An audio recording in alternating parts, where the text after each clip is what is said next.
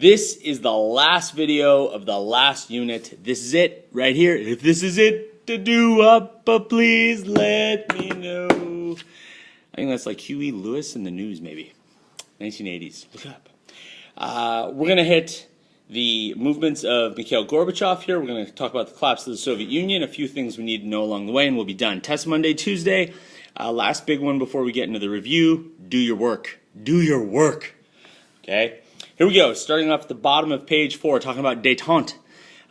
In the 1960s, 70s, and 80s, the United States and the Soviet Union attempted to try and thaw the relationship between themselves, to try and warm up to each other. We use the term détente in order to describe this, an attempt to get closer together. Now, Mikhail Gorbachev, the leader of the Soviet Union from the mid-80s until the end of the Soviet Union, really believed that détente was important because by doing so it allowed him to focus upon the problems of the Soviet Union. Now, the Soviets have a lot of problems.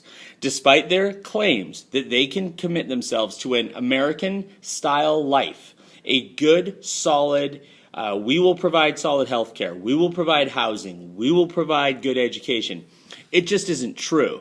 The average Soviet citizen lives less lives, eats less food, has less quality education, and less overall enjoyment of their daily life.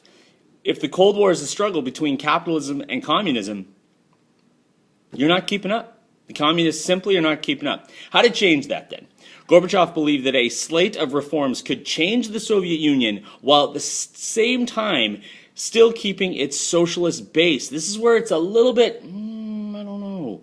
He's really sliding on a slippery slope here. Let's talk about some of these changes. Perestroika. Perestroika is a restructuring of the economic system in order to allow for more free enterprise. Sounds a little like capitalism. Glasnost. We're going to allow people to criticize the government a little more. That sounds like America. Democratic reforms. We're going to have elections where we allow people of other parties to run. America. Involvement in the internal politics of the Soviet satellites. Now, this is the important one. This is where Gorbachev says, we are no longer going to interfere with the affairs of our satellite nations. Now, we've heard this before. We heard this from Khrushchev in 1956, and then the people of Hungary said, okay, if you're not going to interfere, we'd like to have an election. Wham! No soup for you. That was the end of the Hungarian revolt. So if you're a Soviet satellite sphere, you like these ideas, but you're looking at Mr. Gorbachev saying, really? Are you serious? We don't know if you're serious. Right? This is like that first grader on a field trip. And everyone's like, don't touch the electric fence, it'll shock you. There's got to be a kid who's willing to touch the electric fence. And that kid is Poland.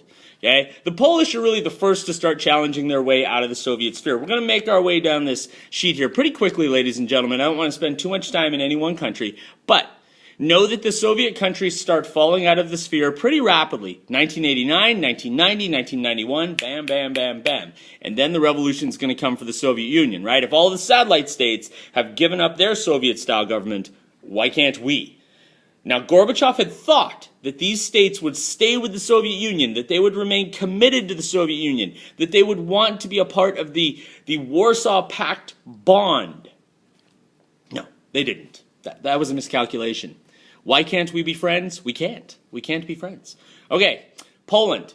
The movement in Poland is led by two remarkable individuals. Pope John Paul II, who's Polish, but serving as Pope during the time. He's the first non-Italian Pope in forever. And he calls the Soviet Union out on its human rights abuses of the people in Poland. The leader of the Solidarity movement is Lech Walesa. He's a Gdansk ship worker, the leader of Solidarity, which is really a ship workers union. And between the two of them, they start to criticize the Soviet Union. They call for elections. They elect a new leader. And all the while, everyone's looking over their shoulder going, is the Red Army here yet? Anybody see them? Are they coming? They're not. So now if you're one of the Soviet satellites, you're going, let's go. Get out. Get out. Okay, Czechoslovakia. In Czechoslovakia, Václav Havel, leads what's called the Velvet Revolution. Very smooth transition from the socialist ways to the capitalist waves, and they move through very quickly. Romania, it got bloody in Romania. Remember Nicolae Ceausescu? Mr. Ceausescu and his wife had lived the life of Riley, while the people of Romania had lived the life of poverty. And in retaliation for his excesses, he got it and got it good. Okay? East Germany. Nowhere is a more sort of present sign of the oppression of the Soviet sphere than that Berlin Wall. There it is, sitting right in the middle of Berlin, waiting for people. And eventually in 1989, people start to protest and climb onto the wall, and the East Germans are calling up the Soviet Union. Do we stop them? Do we stop them? And the Soviet Union doesn't have the money to commit to stop them anymore. And the wall comes down, and I know I'm making a long story short, but Germany is reunified, and from 1990 on, the Germans head on this very strong trajectory, best economy in Europe these days, flying high. Okay, the USSR. Now, back at home, Gorbachev still thinks that the 15 republics that make up the USSR, right, the Soviet Socialist republics, will want to remain a part of Russia's greater sphere. They don't. Although they briefly transition into this Commonwealth of Independent States, they then break up, and Russia becomes its own country again under the leadership of Boris Yeltsin. Yeltsin's a loud, bellicose, rather drunken fellow who leads the Russians through this tough period of shock therapy, of transitioning from socialism into capitalism as quickly as possible and moving into democracy. Don't forget that the Russian people really don't know democracy. This is not something that is part of their history at all, and therefore it's a tough process to adopt. Over time, we're going to see the Russians go down a few paths. Number one, a lot of corruption. A lot of individuals who took the wealth of the old Soviet Union and carried it into Russia. And therefore, with a few wealthy people at the top, a lot of poverty and problems on the bottom. Russia still hasn't economically and politically evolved into a stable nation in that sense. The other trend that we've seen is aggression towards the former republics. Under Boris Yeltsin, the Russians attacked the state of Georgia to the south, and right now, as we sit here and speak, Vladimir Putin is pushing Russian troops further and further into the Crimea and putting pressure on the Ukraine. President Obama has recently commented that the problem is that Yeltsin and Putin really regretted the fact that the Soviet Union died, and they're trying to reestablish that Soviet Union. We'll see where that goes. Ugly events in Yugoslavia. In case you thought a Holocaust-style activity couldn't happen in our modern state, it did. In the early 1990s, the Serbian portion of Yugoslavia, led by Slobodan Milosevic, targeted the Bosnian Muslim population within the country. They used the Serbian army and air force in order to eradicate enormous numbers of the population of Bosnian Muslims. They did this so that Serbia could take a greater and greater share of the Yugoslavian area. Now, although the numbers aren't perfectly clear, somewhere between 1 and 2 million people are either dead or completely pushed out of their territory and their land. Eventually, NATO airstrikes bring an end to this, but it's one of those moments where you think to yourself, I don't know how that could happen with the world watching. And it happened. Flip the page. All right. These are cultural events of the last 50 years that have kind of appeared on the test now and then, and so this is going to seem kind of iffy and whiffy, but here we go. Cradle-to-grave healthcare. Starting after 1945, a lot of states adopted the Scandinavian model that came out of the Depression. We are going to take care of everything in your life, your education, your healthcare, your retirement, your childcare, your disability insurance, your welfare if you need it. We are going to take care of your life. The payoff for that is very high taxes, but it's enormously popular among Europeans. The pill.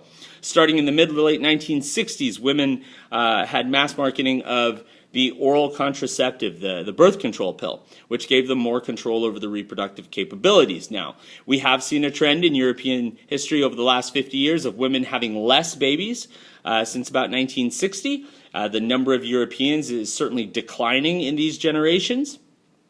Vatican II. The Second Vatican Council is a major church council called together to make adjustments to the modern age. Now, what the church isn't going to change is teaching and doctrine and dogma. We're not changing the number of sacraments. We're not changing the beliefs on how individuals are saved. But we are going to try and modernize. In a sense, Mass is going to be in the vernacular language and not in the Latin language. The priest isn't going to stand with his back to you. He's going to face you.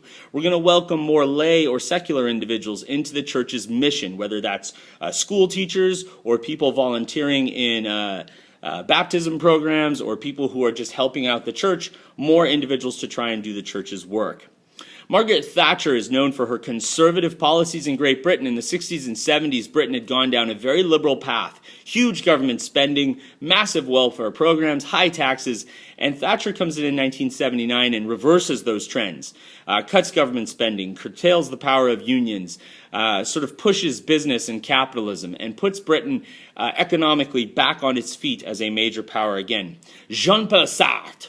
Sartre and the existentialists believe that you and you alone carve out your own ethical world. There is no preconceived set or doctrine of ideas that should determine how you act and whether or not when you act, you're acting morally. That is something that is on you. It's your decision to make entirely. And in a way, I made this comparison in class, but let me say it again. Go all the way back to our first days of class. We talked about the Catholic Church. And in the 1400s, there was an absolutely concrete set of moral codes that the Catholic Church endorsed. It was timeless. You were born, you lived, you died, and you went to heaven if you followed that code. Sartre's saying the complete opposite. That moral code isn't born until you're born, and it isn't shaped until you shape it. So other individuals shouldn't have the opportunity to do that for you. Simone de Beauvoir. Okay, de Beauvoir is the leading feminist of the European movement. She writes The Second Sex, in which she poses that women should stop phrasing themselves in terms of how they relate to men. That is to say, the wife of, or the daughter of, or women are not as strong as men, or women are more intuitive than men. Let's stop that. Let's identify women as being their own set of individuals. Let's not need a qualification that relates them back to men. Guest worker programs, we talked about this with decolonization, but just to wrap it up.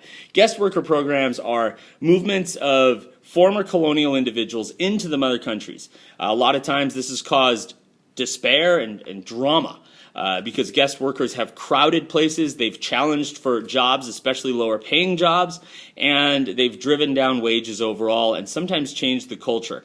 France, just the other day, had major elections in which the far right, the party that is against guest workers and against any changes in the society that might accommodate guest workers, they won huge victories. The socialist parties in France that have been more accommodating are seeing their power weakening more and more. That's the end of it, ladies and gentlemen. We'll go back to the beginning next week. We'll start back with the Renaissance and the Reformation, and we're headed for May 14th. There are 40 days until the test. Make your time work.